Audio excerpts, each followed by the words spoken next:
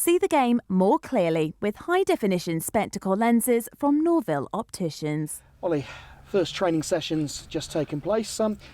How does the focus change between the work the players will have been doing already and what they were doing in preparation for the Sevens?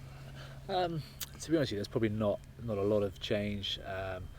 The training is going to be very low key. It's just touching base on a bit of structure, so it's not going to steer away from their sort of conditioning block and the training they've been doing, because it's tagged on the back of their training week. So it's going to be very minimal, but it's great to have.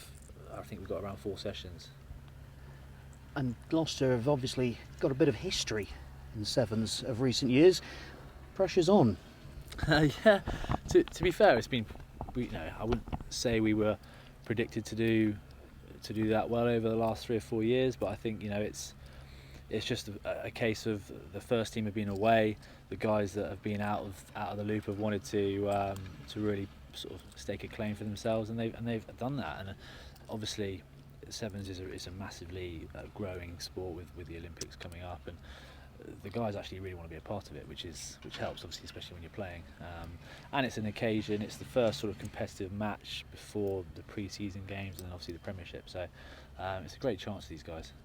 And you mentioned the Olympics there. Do you notice a bit of extra excitement, not just amongst the fans, but amongst the players to actually be a part of this? Maybe a few might not have been quite so keen in previous years, or is it just sort of with the youngsters coming through, it's just more accepted as being a part of preparation for the main season? Yeah, it's a bit of both really. It's just obviously guys that have long-term injuries and are slowly coming back into fitness, giving them a little bit of a run out, giving the younger guys an opportunity to to put themselves forward as a first team player. But ultimately, each team's going to be different. You saw Wasps last year; they had all their big guns out. I'm sure there'll be a team this year that will probably do the same. But we've gone about our business quite quietly. Had strong teams over the last 3 years that have all sort of had their strengths, and hopefully this season will be no different. The key man over the last few years, no longer with the club, Steph Reynolds. How do you replace him? Who's going to be the star man? Obviously, I think the whole cliche of it's not one person, it's a group effort. Sevens, you're making so many substitutions in one game because doing a length of the field 2 or 3 times is quite tiring. Steph obviously is he's a fantastic player, Sevens player. He was involved with the England stuff previous to this tournament, and he's going to be a loss, but we've got a very strong academy. We've got some guys that were in the 18s last year that are now being contracted with the academy full time, so they'll get a chance. And I don't see it as a weakness. We've got someone else that will come in and fill those shoes exceptionally well. And sounds like the way you're hinting there, it's going to be a predominantly young side.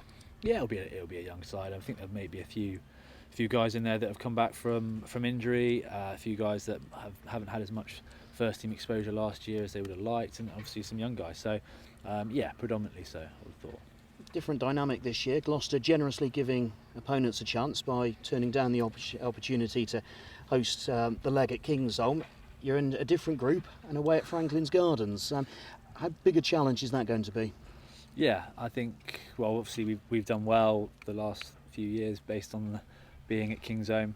It's a huge added bonus for us, but what better way to go to Franklin's Garden? It's a very hostile place in the sense that we're playing against Northampton, obviously, Sarries, Quins, and we haven't had that before in our first group.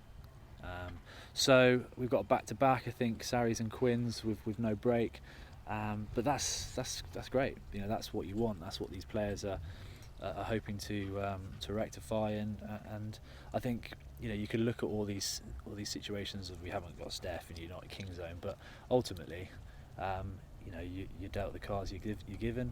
We're at Franklin's Garden. It's a great opportunity. We've got a great squad, and looking forward to it.